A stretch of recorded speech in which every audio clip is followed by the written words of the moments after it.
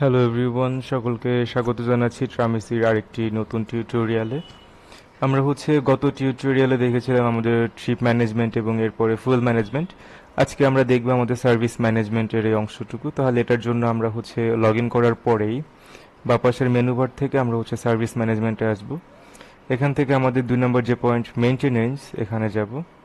তো এখানে ঢোকার সঙ্গে সঙ্গে আমার সামনে এখানে চলে আসবে যে আমি আমার কোন গাড়িতে এ যাবৎকালে কতটুকু মেনটেনেন্স করেছি বা ফুল ডিটেলস।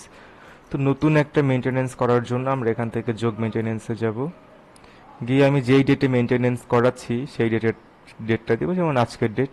কী ধরনের মেনটেনেন্স করাচ্ছি, আমি অবভিয়াসলি মেনটেনেন্সের অংশটুকু করাচ্ছি। কোনো ধরনের পার্টস অ্যান্ড স্পেয়ার যদি থাকে, তো ধরলাম আমি এটা ব্রেক ডিস্ক। মেনটেনেন্সের ধরন গিয়ে ব্রেক ড্রাম।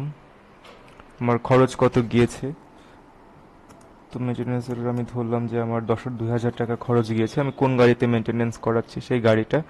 সার্ভিস চার্জ দিব, মানে সর্বমোট খরচ যেটা আছে 2,200 টাকা।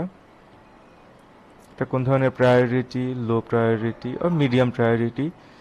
এটা আমার সার্ভিসিংটা কোন ড্রাইভার করিয়েছেন বা কোনো হেল্পার বা যে পার্সন করাচ্ছে, তাহলে আমি আলামিন। এবং এইটা আমার ক্যাশ মেমো। সার্ভিসিং করানোর পরে আমাকে যে মেমোটা দেওয়া হবে ওই মেমোটা আমি এখানে দিয়ে দিব, দিয়ে আমি সাবমিট করে দেবো। তাহলে আমি সাকসেসফুলি আর একটা মেনটেনেন্সের প্রোগ্রাম অ্যাটেন্ড করলাম, যেমন এই যে এইটা। আমি এই জায়গাটাতে মেনটেনেন্স করেছি। তাহলে আমার এখানে অনেক ইনফরমেশন থাকার পরে আমার যেহেতু একাধিক গাড়ি, আমি এখান থেকে ফিল্টার করতে পারবো যে আমি কোন ডেট থেকে কোন ডেটের মধ্যে আমি মেনটেনেন্স করেছি ওই ইনফরমেশনটা দেখতে চাই এইটা। আর নতুবা আমি এখান থেকে গাড়ি নাম্বার ধরে সার্চ করেও পাবো, যেমন আমার এই গাড়িটার নাম্বার এইটা।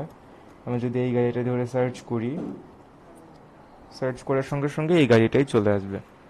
তাহলে আজকের ভিডিওতে এতটুকুই। ধন্যবাদ সবাইকে।